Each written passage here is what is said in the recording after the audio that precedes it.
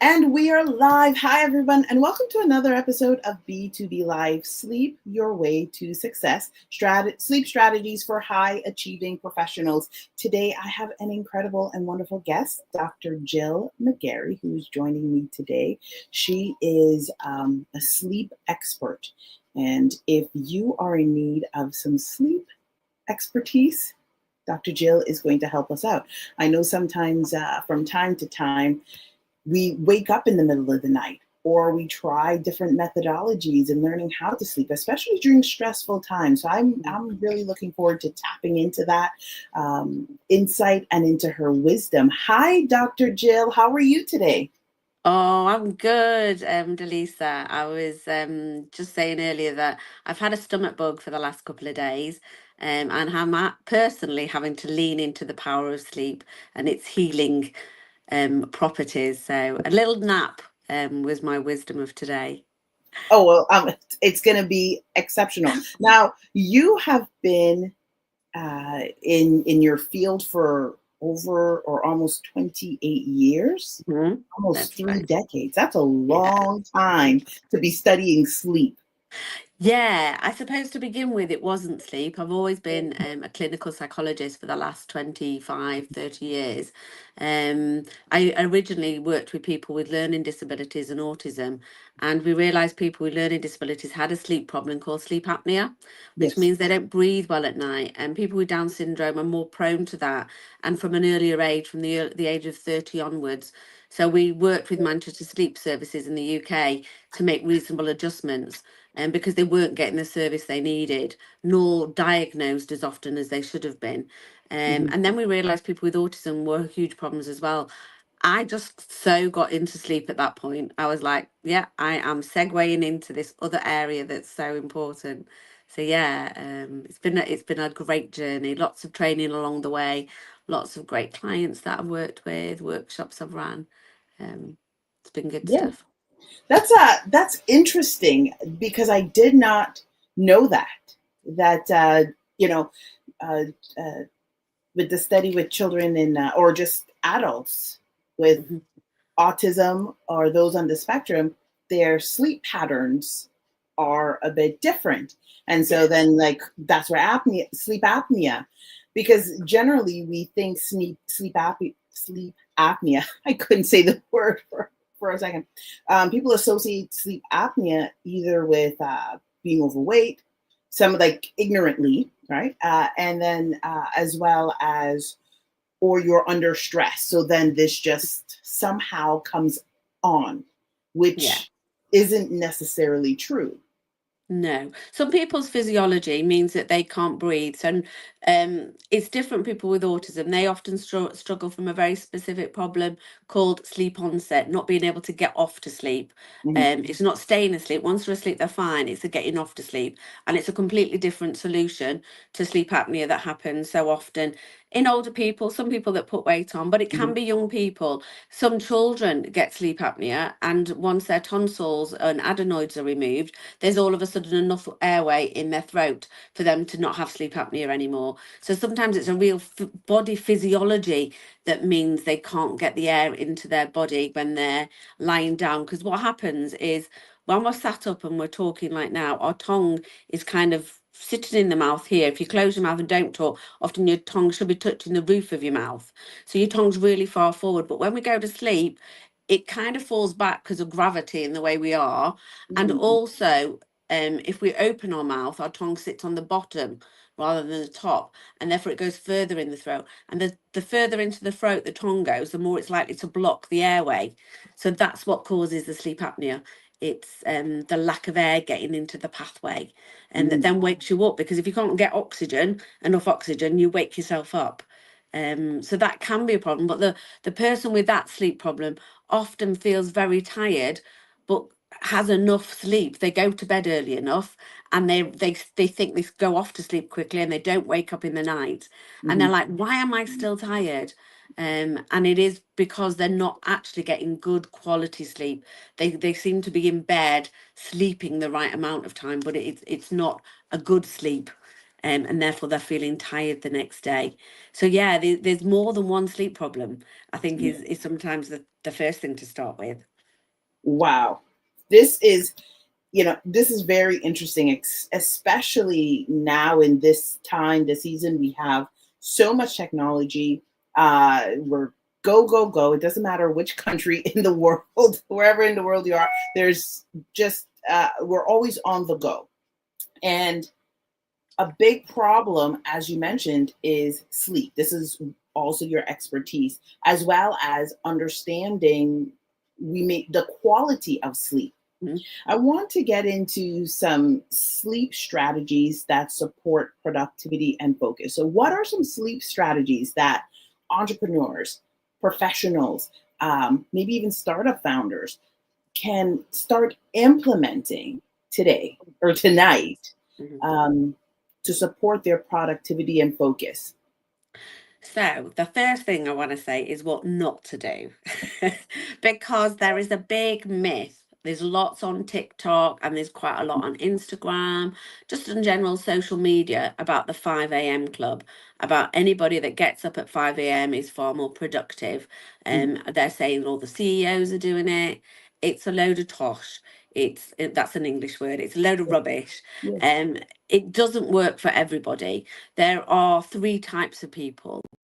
We often term them in lay terms as owls, those that like to stay up late and get up late, those that are larks that like to go to bed early and get up early, and there are those actually that are bears that like to do a bit of both and like a nap.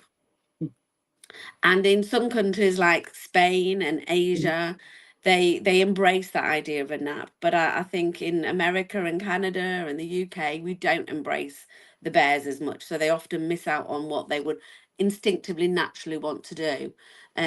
But so there is only a third of people that can really embrace that 5 a.m. club. And even those that are larks, sometimes 5 a.m. is too early for them. So I think the first thing to do is when we're thinking about our own personal productivity is thinking about what does our body need, not everybody else's, but our body. And therefore working out what your natural time to go to bed at to be your most productive and to get up is important. And by that I don't just mean the time, whether it be a 5 a.m. get up or an 8 a.m. get up. I also mean the number of hours, because there's another myth out there at the moment that everybody needs to get 8 hours of sleep. And we have these wonderful Apple Watches, Fitbits, Aura Rings, lots of other gadgets, and they all use the basis that the golden amount of sleep is 8 hours. Well, that's not true. Some people need more than 8 hours. Anything up to 9 hours is healthy. Anything over 9, we might want to be questioning, is there something going on that they're still needing more than 9 hours? Maybe there's a vitamin deficiency, iron deficiency, or something else that's going on that we'd want to look at. But anything up to 9 could be your best number, to be at your most productive, or it might be as low as 6. Anything below 6 also could be a problem. But just working out for yourself, what is your personal number that means you're as rested as possible to be therefore as productive that day, and therefore aim for that hour. So I always say you need to work backwards. So if you're an owl, let's say, and you like to get up at 8 o'clock and you need 7 hours sleep, then you need to be in bed and going to sleep by 1, which means perhaps if your nighttime routine is quite lengthy, like mine has now got a little bit older, and some people like to do yoga before they go to sleep as well, and they need to do a few things to unwind and prep for the next day. You might need an hour, so you might need to be doing your nighttime routine at midnight, so that would give you, so you don't start with what time you go to bed, you start with what time you need to be up at and what amount of time makes you feel rested, and that would give you your most productive day. There are lots of other strategies that I could go into. Like I always talk about sleep hygiene being important. We could perhaps get into that if that would be useful.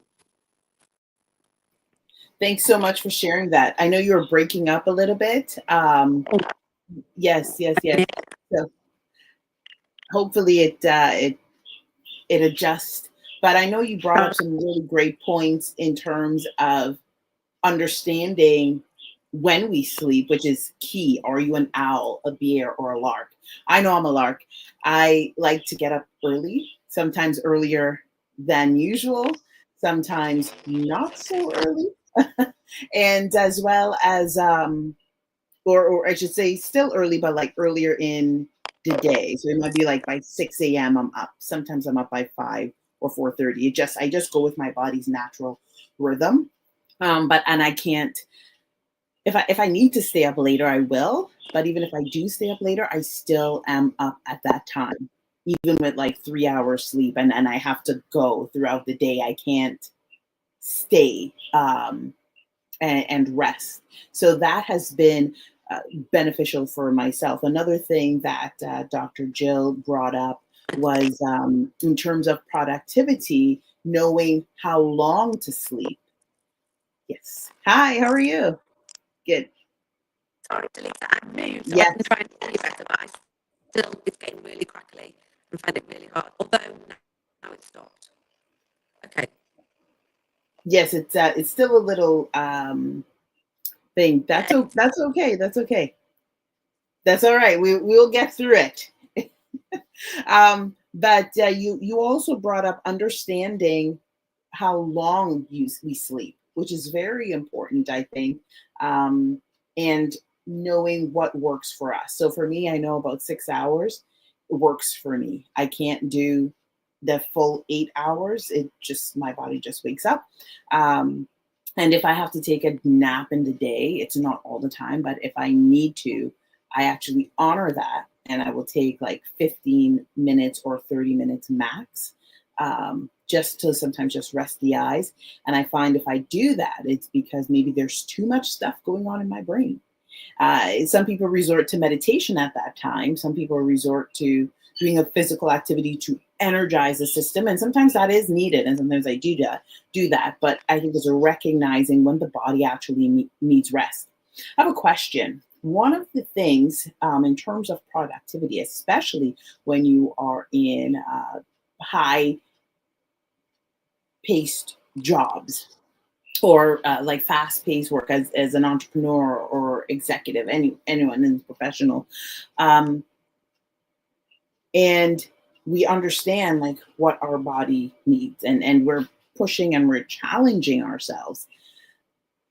My question now is, in saying that, how do we recognize what type of sleep we need, because we receive certain downloads, and I'm just using the word downloads, especially for receiving tons of information due to the nature of our work, or we're in negotiations, or we're studying for, like, just to understand our field a bit more, whatever it is. That's a lot of downloading that our system, our bodies, our brains have to compute and contextualize, and rest with, and then interpret, so we could understand, to be able to best explain it or apply it in real time. So, what type of sleep is needed for that to actually sit in our system? So it's really interesting about our sleep. What happens is when we first start to sleep, we work in 90-minute cycles, and the first stage of that 90 minutes is what we would technically call N1, and that's that falling off to sleep, that feeling that you're jumping, you're falling off a cliff, you're stepping off the to light sleep. Then you go into deep sleep.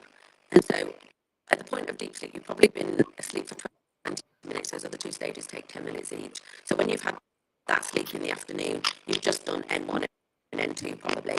And you'd be good not to get into deep sleep, because if you get into deep sleep, then you'll feel groggy when you wake up, unless you do a full 40-minute cycle, 90-minute cycle.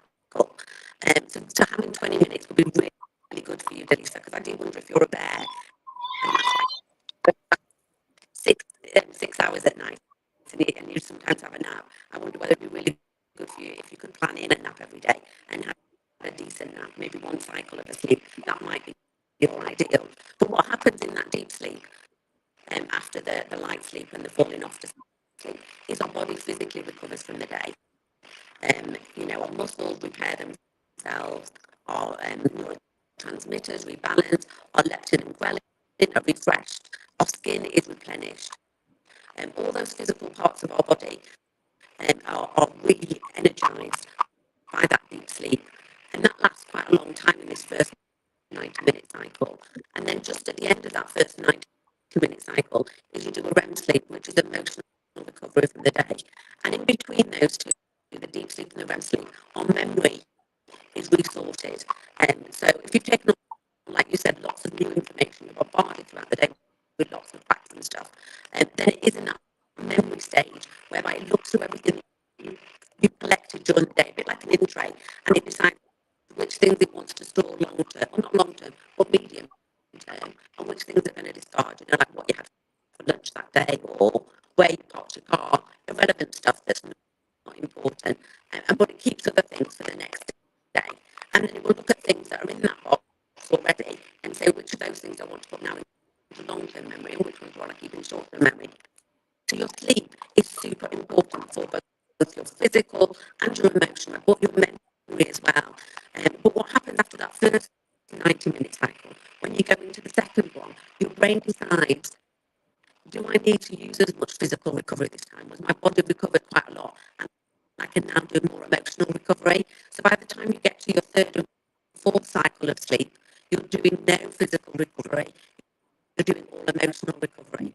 So your body makes a decision, your brain makes a decision about what type of sleep is important for you.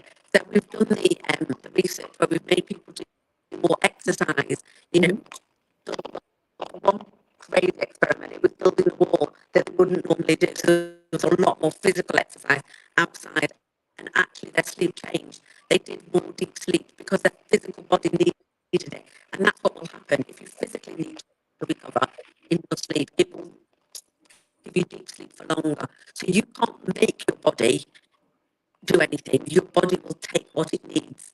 Yes, the body will tell us what it needs. I just have to ask if you can log out and come back in, because you're breaking up a lot.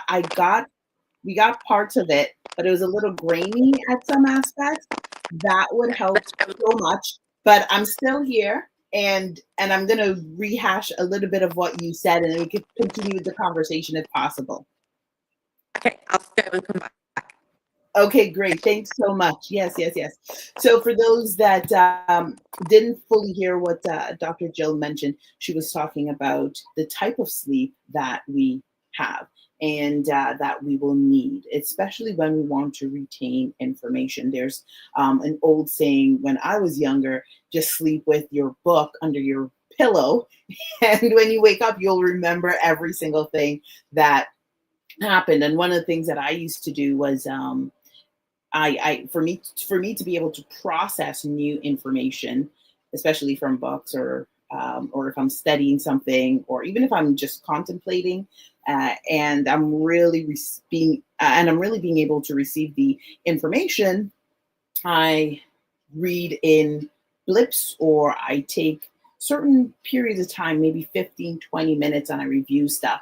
And once I do that, once I review the things, then I take a nap. Like I will just automatically feel like I want to rest. And when I get up, I continue on. And that's how I got through school, really, from I would study and then sleep at the same time. And I could not, like for me, studying with others was very, very hard. I couldn't do that. So I had to study independently. And the other part was being able to process information. I would process information in the night. It's hard for me in the daytime to do that. And so, although I am a lark, as Dr. Jill mentioned, because I like early mornings, I prefer the mornings, being able to digest the information or study the information or sit in that contemplation, it has to be either the afternoon period of time, and I have to listen to when that's happening, or late at night. But this is when I'm looking at a lot of information. This is for me to be able to digest. But throughout the day, obviously, it's easier for me to process things. Welcome back, Dr. Jill. How are you? but my mind. Yes. Okay, it is. Yeah. Is that clearer now? A lot clearer. Thank you so much. Thank you so much. Why didn't we go and come back earlier? We're here now, though. That's right. But I want to touch on what you said, because you had some really great points in terms of the type of sleep that we need to be able to process information. And if you can review that again, it will be appreciated. Of course. So yeah, so we have these clever watches that we wear and aura rings and other things like that that say to us, you know, you've had so much deep sleep and you're perhaps not getting enough, and you need to get more. And you can't make yourself get more. You know, what we know, the science of sleep has shown us, is that our sleep goes in 90-minute cycles, and that each of those 90 minutes is different as the night goes long. So the first 90 minutes you'll go through that feeling of falling asleep, like literally falling off a cliff, stepping off a step. And then you'll go through light sleep, where you might wake up easily because the noises or the smells around you. And both of those take about 10 minutes. And then you'll go into a thing called deep sleep. And that's when your body physically recovers. So your muscles regenerate, your neurotransmitters rebalance, your skin gets replenished and refreshed. So all your physicality is cleansed and rejuvenated to start again the next day. And then just at the end of that, we do what we call REM sleep, which is rapid eye movement. And that's when we recover emotionally.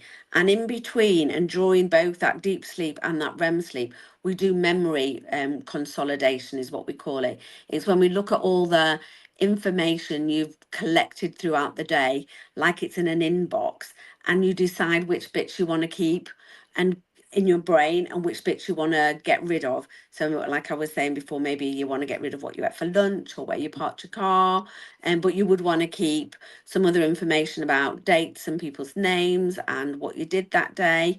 And then it will look at memories that were there the night before and the night before that, and it'll decide, do I want to keep them into longer term memory? So your brain is being absolutely super busy when you're asleep.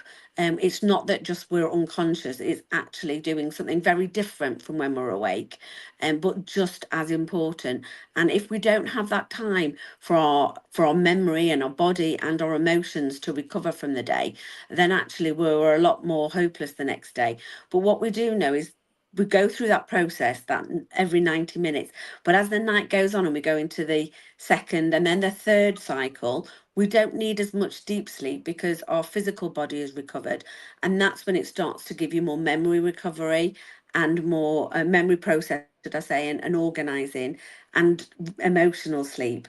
And then the next cycle after that, it's even more emotional recovery and no physical recovery. So our bodies are really clever. It will give you physical recovery first. It will prioritize physical recovery over memory and emotional recovery. But if you're always squeezing your sleep and you maybe need 7 hours sleep and you're always taking less and you're missing out a cycle, then you will be physically recovering for the day, but you will not be your most productive because your memory won't have been reorganized as effectively, and your emotions from that day, your resilience won't be ready to bounce back as effectively, and your ability to problem solve won't have happened. You know, we do know, I think it was Paul McCartney and Rod Stewart, somebody like, or was it Mick Jagger, one of the two, wrote their lyrics for their songs in the night, in their REM sleep, so in their emotional state. And he wrote them down on a pad next to them. So if we're not using our sleep to be our most creative, then we are not going to be productive the next day. However, people can't make themselves have more of one or the other. The brain will be very good at taking what it needs. However, what you can do is you can stop yourself from getting that effectiveness by cutting your cycle short, and cutting your sleep short. So yeah, it hopefully isn't too complicated when I've explained it like that, and you can understand how you can work with it, but you can't make it happen. It does make sense, and it actually touches. You didn't go deep into it, but you're touching on the subconscious mind as well, because there's a lot of talk, not just now. I mean, for I would say over a century, if not longer, on the subconscious mind, called different things, or the God mind, they will call it, where there's all of these things happening, and we're seeing that highly successful people in whatever field they are, you know, they talk about what they have done, or like the certain conversations they will have. It's like they're intentionally putting their mind to use to work while they're sleeping to figure out all of these things. And as you said, like strip away the things that I don't, kind of like hit that delete button. I don't need this. I don't need to remember certain things, but then the other things they need to do. And while simultaneously, whatever our emotions, our emotional states, our core beliefs, I guess that's what I would use, whatever our core belief is, that's the priority in that particular period of sleep.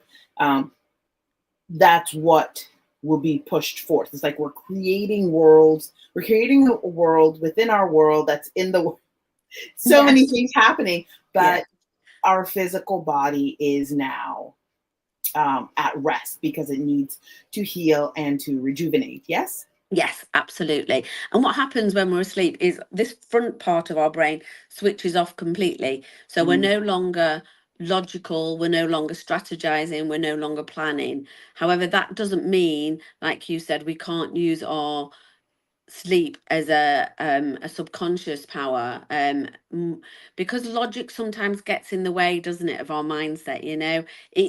Logic sometimes says you can't do that for these practical reasons, whereas if it's switched off, then we're more able to engage in lateral thinking and thinking out of the usual box to be able to solve problems. And what we have begun to discover, and one guy's talked about it, is a neurosurgeon from New York. He's wrote a book about dreams recently. RuPaul, I think his name is. No, it's not. It's I'll remember it later. But it's a great book, and he's talked about some research that was done whereby they asked students that were about to do an exam. Half of them they asked to think about being successful the next day in the exam just before they go to sleep, in the hope that they would dream about it. And the other half of the group, they just said go to sleep. And the next day they did the exam, and then when they compared their predicted grades next to the grades they actually got, those that were asked to positively think about their exam and how they would succeed at it did better than average, than the predicted grades compared to the other group. So it just shows you the powers of dream is quite immense, and people are harnessing dreams today now to be able to engage with that inner strength that we want to push forward. And we're beginning to use mindfulness during the day to become more focused, and I think as we begin to know more about sleep, we'll be able to use that dream element, but we won't be able to use it if we carry on as humans are doing, thinking that we can cut out sleep and use that time when we would be asleep to be more productive in the day. Because actually, the sweetest spot is that last cycle of sleep, that last 90-minute cycle that so many people are missing out when we're in amazing amount of REM sleep, when we could be using that to our greatest power. Yes, and it's coming, like science. It seems science is catching up to what the mystics. I'm just using the term mystics, but it could Absolutely. be, Yes. ministers and yogis and pastors and all those people of old have said for centuries. Yes. Of how to be productive. And we see time again, like a lot of people have read like James Allen and Napoleon Hill and so many other modern day mindset mind masters. They talk about these things, and they talk about the intentionality of going to sleep and being able to function, not just function, but to be at such a high level. Which is very, very important, to be at a high level, at a top level, whether you're awake and or asleep. What are 3 of the top things people can do right now to help them with higher like help them go to sleep and become higher productive? Okay, can I make it 4, Delisa? Fine, 4. You twisted my arm, it's going to be 4. Oh, well, I love talking about sleep hygiene, and I think, we call it sleep hygiene on purpose because it's like hand hygiene and dental hygiene. Even when you're not sleeping well, you still need to do it. If you've got, I don't know, root canal treatment, you don't stop brushing your teeth. If you've got a tummy bug, you don't stop washing your hands. And the same should be the same with sleep. I think what happens is when people are struggling with their sleep or when they're trying to push through a project, they squeeze out the sleep sometimes, and that's not useful whatsoever. And therefore, no, but people don't know what sleep hygiene is made up of. So often I'll try and make it as simple as possible and say it in 4 different elements. So the first one is about, and all of them are to do with, sleep's a lot to do with what you do during the day to get the best, not just what you do at night and in the bedroom. And the first one of those pieces of advice is about light. And by that, I mean getting enough light into your eyes and into your brain in the morning. We need 20 minutes of morning daylight to create a substance called melatonin that helps us get off to sleep. So lots of people are being really productive, but they're inside, they're in factories, they're behind glass working from home, they're not getting outside for that 20 minutes of morning daylight. And therefore, they're probably going to find it hard to get off to sleep, because they aren't creating enough of the chemical that's needed to do that. People are quite obsessed with not getting blue light at night, but that's not as important as getting morning light that's more relevant for us for our sleep. The other problem with the blue light at night is not really the light, it's more the fact that these gadgets are very addictive. So people carry on social media, carry on gaming well beyond the 20 minutes that they might find relaxing or to finish something off. So it's about making sure that they come off those things, not just the blue light of those things, but the gadgets themselves. So light's the first one. And the second one is heat. So all of these are reflective of the fact that our bodies are still like cavemen and cavewomen. And so when the sun rose in the morning, light would come up, but also when that light came up, it became warmer. So we need to warm our bodies in the morning. So quite often people would do some nice yoga, go for a nice walk, something that would heat your body up. However, today's fast life, that's not always possible, and you need to quickly get on the train or get off or get on the computer. So sometimes putting on some warm clothing to warm up the body will help the body start the body clock of the day, because humans' body clocks work on 25 hours and it only converts to 24 when we get enough daylight in the day to reset it. But also our body clock is helped by having other mechanisms like heat to remind it, oh, actually it's heated up, so it's daytime. So the more we can get those messages into our body that the day has started, the sooner we reset the clock each day for 24 hours. And the same happens at night. The other thing we need to do is to cool down our body. So people often say, well, why would you have a bath? And a bath is really important because the minute you are in a hot bath, because the minute you get out of the bath, you get that shiver, the cold air hits your body. And that's the same feeling as the sun setting. So you'll be giving your body the message of a sunset when you're getting out of a hot bath or a hot shower. So that's the second piece of advice. The third piece of advice is to get a good routine. So like we were working out before, what is your morning routine? And again, it's morning routine first, and try and stick to it both during the week and the weekend. We can have 2 days when it's not quite right, but we'd have to catch up on sleep on the third day. But the more we can have a healthy routine of getting up at the same time every day, the better for the body, because it takes 2 weeks for a body to get used to a new time zone. So each time we keep swapping the times from the weekend to the weekdays or night shift working, we call it social lag, or we call it night shift jet lag. And because our bodies are constantly having to readjust, and it takes them longer than the time we give it to adjust to that timing. So trying to get up at exactly the same time and therefore go to bed at roughly the same time will be useful, but the getting up is the priority. And then the fourth element would be nutrients. So thinking about when you drink coffee, how it affects your sleep. Everybody's a little bit different. Think about your alcohol intake, thinking about having a balanced diet. thinking about when you eat. Another message to the brain would be having a meal in the morning would indicate, or liquids in the morning would indicate that the body has started the day. So that helps the body clock start on that 24-hour cycle. And then to stop eating in the evening, to give the gut a rest, so sending a message to the stomach that the day's ended can be really helpful to get your body helping your brain as much as possible. You brought up the sleep cycle, sleep cycle, and I thought that was very important. You talked about the body being on its rhythm, biological rhythm, as well as like nature's rhythm as well, because specifically for women, right? Yes. Once we have that rhythm, it helps us be aligned, and that therefore gives us the focus, the clarity that we will need to be more productive, but still tapping into and remaining who we are within. And absolutely. Lots of men don't believe it more than women. I think it comes more intuitively for a woman to believe it because we have a monthly cycle. So we know our bodies have cycles. So, but for men, I think they find it harder to understand that the human body has a 24-hour cycle.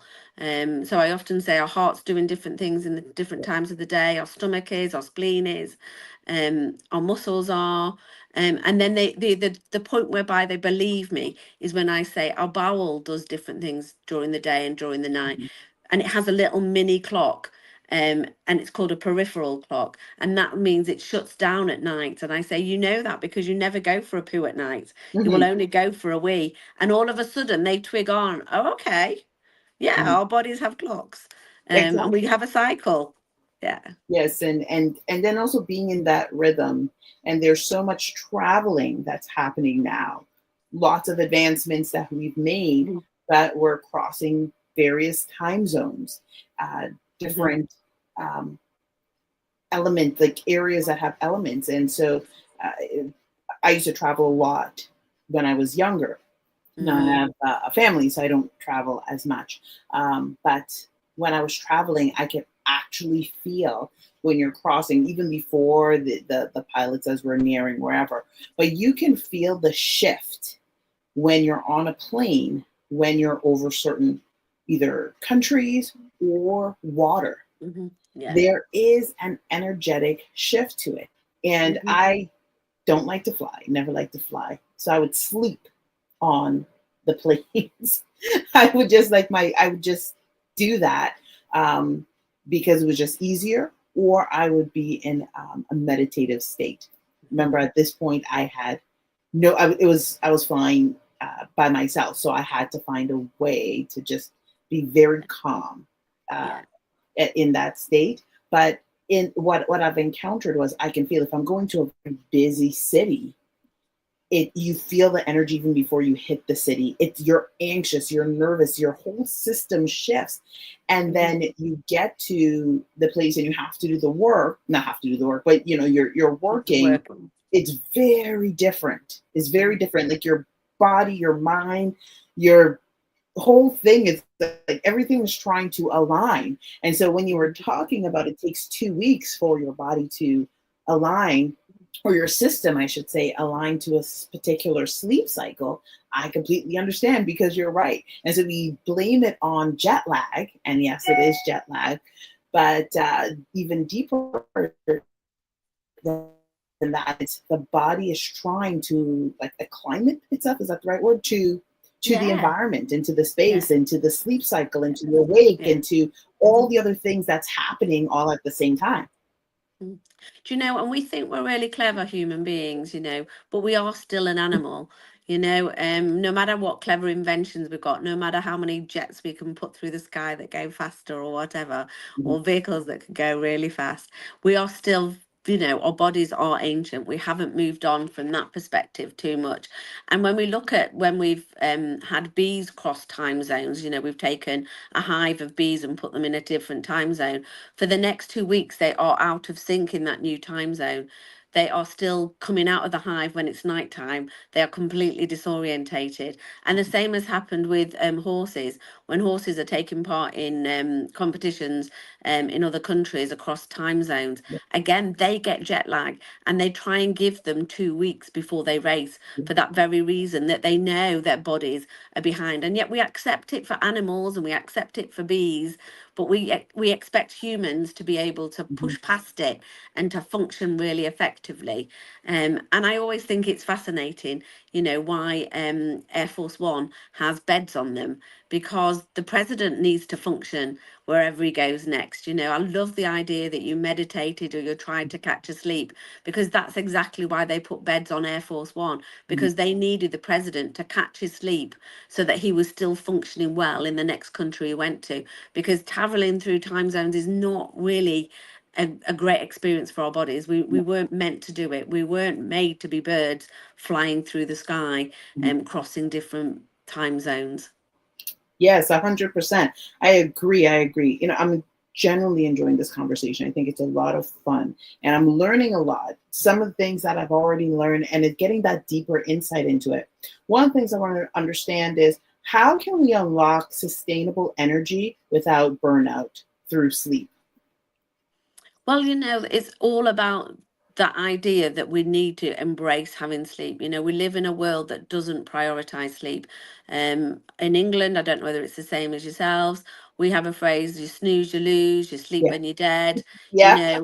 All of those crazy things. I do think it goes back to the Industrial Revolution, whereby, the biggest priority was to be as productive as possible.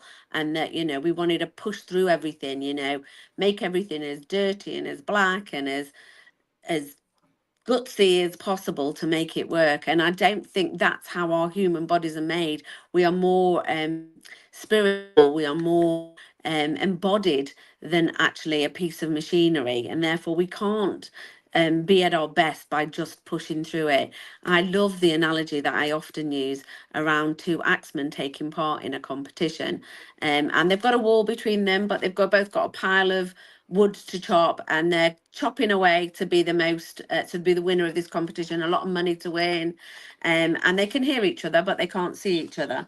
And they're chopping away, and then all of a sudden one guy hears that the other guy's not chopping anymore, and he's like, haha, I'm doing well here, I'm still going. So he's going away, and every now and then he comes back, the other guy comes back, and he's chopping away, but he stops again. And he's like, God, he's stopped about 20 times, he's never going to win this. And then all of a sudden he shouts, finished. And they pull the wall down, and he's finished chopping all the wood faster than the guy that just kept at it. And he was furious. He said, what have you done? You must have cheated. You must have got some wood that was already chopped. You must have got somebody else in to help you. There's no way you kept taking breaks. How can you have chopped more wood than me? And he said, it's simple. I went for a wee. I got some food sometimes. I moisturized my hands. I got a back massage. I even took a nap, and I came back stronger each time. And so I think that's the perfect example for us as humans, that we're not robots. We do have bodies that need to be replenished, whether that be in restful sleep or noticing and being very bodily aware of when our bodies need just a little rest to be able to recuperate itself and to go again stronger. 100. Oh my goodness. I love what you're saying, because it's so true. It's an old way of being as well. And I'll just use it in like relation to the house. Like back in the day, most people, and even now, I don't know how people clean their houses now, but most of the time they'll have one designated day to clean their house. Usually it'll be a Saturday. That's the day to clean the house. So they have like everything, but it's not one person. It's everyone that is doing something in the house to clean the house. And then, of course, the next day is a more relaxed, easygoing day. But as single income households started to be on the rise, then now people do things, they will space it out to different days in the week. Oh, I have to do laundry. So they'll focus on the laundry. They do the everyday tasks like the dishes, the garbage, those things. But then like, oh, spring cleaning. I have to clean out the rooms, change the curtains, right? Those are periodical, but it's the time blocked. I'm going to use that word. And it goes in a sequence or in a flow because it not only refreshes and renews them, but it doesn't leave it for one specific period of time to do something. We even notice this around the holiday season, for example. So a lot of people will start putting up their Christmas trees and cleaning their homes and have their Christmas bedding and all those things, for example, in November. Right? They will start that because, and then of course that's a major job. And then you get into December period and it's not as tedious. Now the stress is just more people coming over. You have to go over to other people's houses.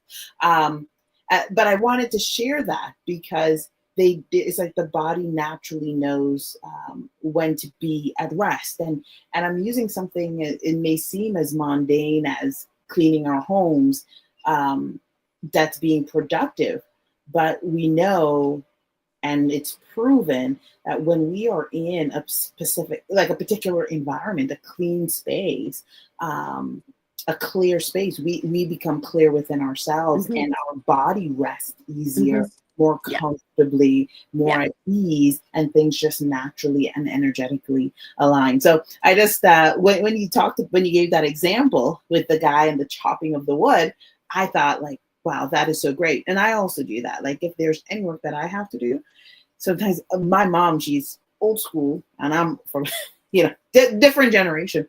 And she will say, just get it done. I'm like, no, I need 5 minutes. And she's like, for what? We're already here. I'm like, just let me breathe for 5 minutes. Let me think it through. Let me think what's first, because you could go off too fast, couldn't you? Yeah. And then that's how we end up either hurting ourselves, we injure ourselves, we make silly mistakes by using our back instead of our legs.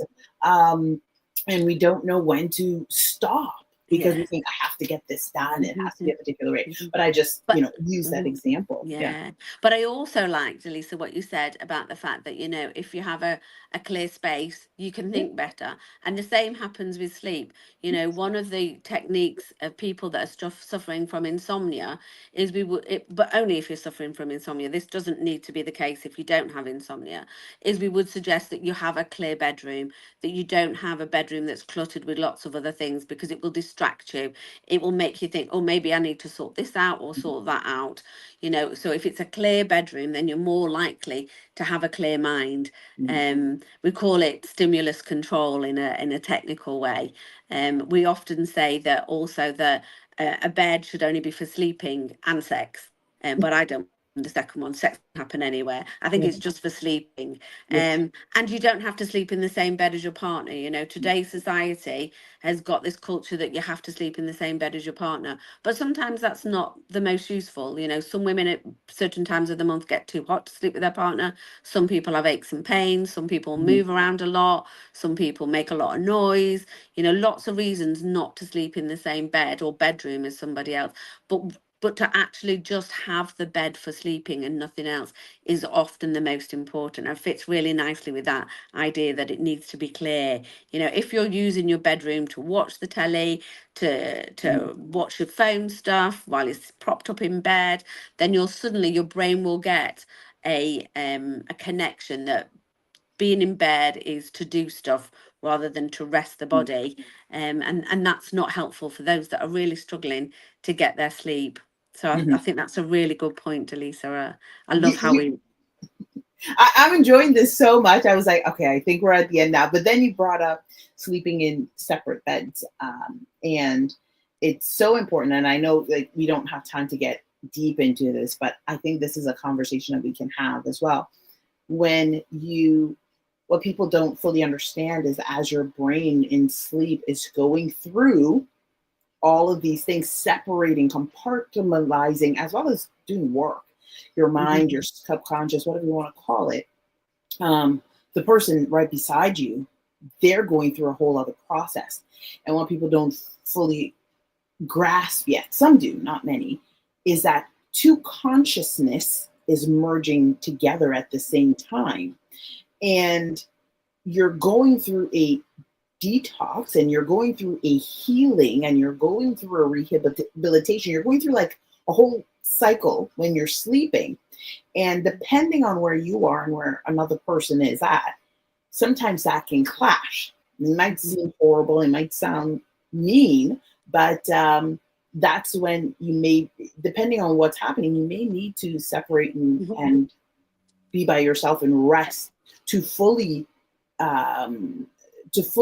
receive all the things that's happening to you when the physical body is at rest, but all the other areas of your being, from your organs to your mind to your very spirit, is doing that cycle, that process of detoxing, healing, rejuvenation, revitalization, downloading insights, getting the information, preparing for the next day, uploading stuff to the frontal cortex that it can disrupt. And then, we get up perhaps a little bit grumpy, or we get up a little whatever, because you're getting up in your way, another person's getting up in another way. And in a very practical level, that can happen, going right back to the very start of this conversation when we were talking about chronotypes.